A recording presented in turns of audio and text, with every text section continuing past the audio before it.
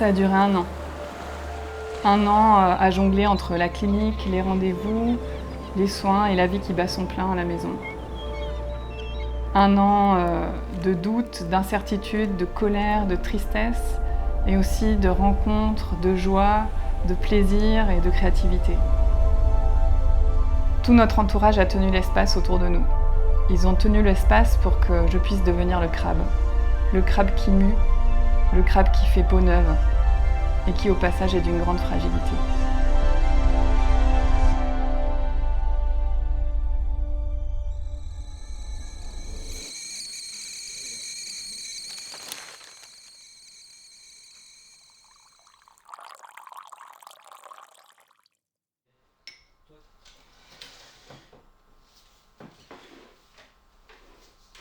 Alors c'était en fin 2021, on était à Uzès, on fêtait les fêtes de fin d'année en famille et on était au coin de la cheminée. J'allaitais notre 3e enfant qui a 5-6 mois et j'ai senti une grosseur, une masse, une boule dans mon sein.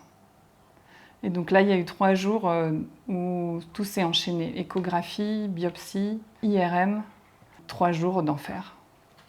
3 jours de doute, de pas savoir où j'allais, combien de temps durait ma vie, si j'allais voir grandir mes enfants.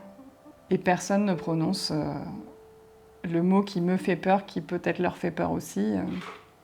Et au bout de 5 jours, c'est le moment des résultats de la biopsie. Et là, en fait, je pose la question et on m'annonce la boule, c'est un crabe au sein. Alors c'était en 2020, quasiment la veille du confinement. J'ai répondu à une invitation du dépistage du cancer et c'est là que j'ai appris que j'avais un cancer du sein. Il était encore peu développé, mais j'ai aussi appris qu'une intervention chirurgicale serait probablement nécessaire. En fait, il y a beaucoup de patientes qui vont venir en consultation et qui ont extrêmement peur de l'opération chirurgicale, de ce que va devenir leur sein après cette intervention et ont une grande souffrance à l'idée de perdre le sein, la poitrine qu'elles avaient eue toute leur vie, avec laquelle elles ont vécu toute une multitude d'expériences. J'ai souvent tendance à leur dire qu'au lieu d'imaginer qu'il faut faire le deuil de ce sein, on peut se dire que ce sein qui est reconstruit, ce sein qui va être le sein de l'après-opération, mais tout au contraire, c'est le sein de la vie. Ce sein que je vais adopter, c'est ce sein avec lequel désormais je vais pouvoir vivre sereinement.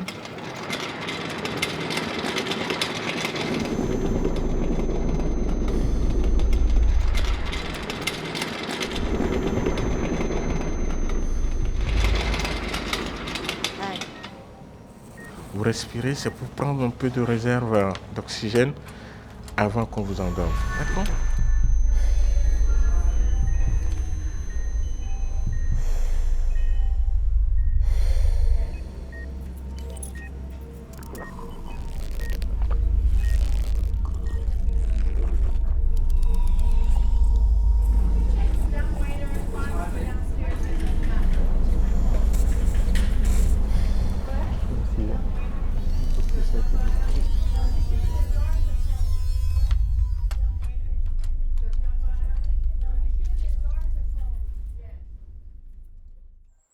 Alors oui, j'ai perdu un sein, mais vraiment pour moi c'était un moindre mal. Bon, d'abord j'ai quand même eu une reconstruction mammaire et ensuite je considère quand même que j'ai été privilégiée. J'ai échappé à la chimiothérapie, ce que j'appréhendais le plus dans le parcours de soins. J'ai échappé à la radiothérapie. J'ai gardé mes cheveux, j'ai gardé mon énergie, j'ai conservé mon rythme de vie et tout cela grâce au dépistage. Quand on m'a annoncé mon cancer, je l'ai pris avec beaucoup de recul, de façon très rationnelle, en scientifique que je suis. J'ai fait confiance à mon chirurgien, j'ai fait confiance à la médecine.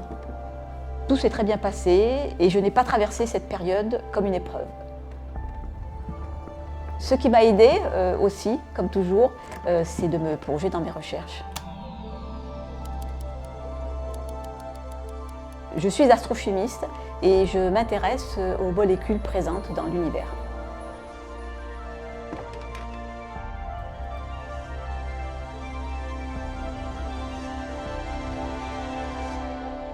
Alors, je me suis posé la question de l'origine du mot cancer, et c'est comme ça que j'ai découvert que cancer, en fait, venait du mot latin qui signifie crabe. Alors, moi, ça m'a beaucoup fait sourire quand j'ai lu cette description, parce qu'en fait, crabe, pour moi, c'est le nom aussi qui est donné à une très belle nébuleuse, donc la nébuleuse de Crabe, que les astronomes qui l'ont observée au XIXe siècle ont appelée ainsi, parce que, justement, elle leur faisait penser à des pinces de crabe aussi.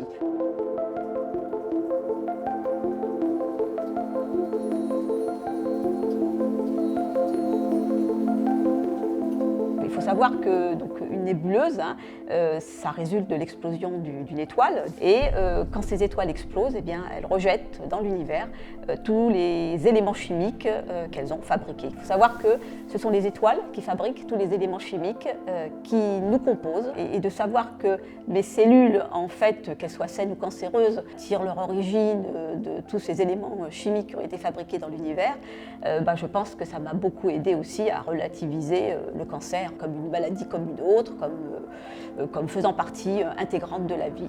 Et ce processus-là, effectivement, m'a aidé tout le long de mon parcours à voir les choses avec beaucoup de recul.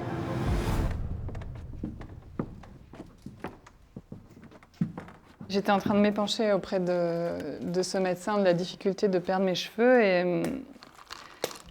et ce médecin m'a dit « Oui, vous allez perdre vos cheveux et vous allez perdre un sein ». J'ai dit « Les cheveux, ok, le sein, pas sûr ».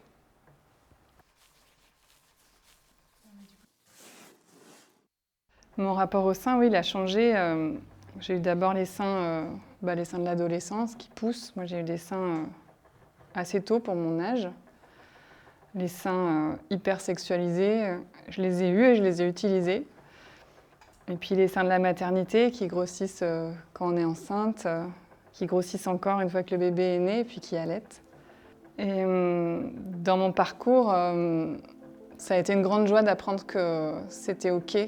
J'ai décidé qu'on ne m'enlève pas l'intégralité de mon sein. Et les résultats de l'analyse ont montré qu'il n'y avait pas besoin d'enlever plus, en effet. Et ça, c'était carrément la sortie du tunnel, de comprendre que c'était terminé, que j'étais guérie. C'est ce qu'on m'a dit en juillet 2022.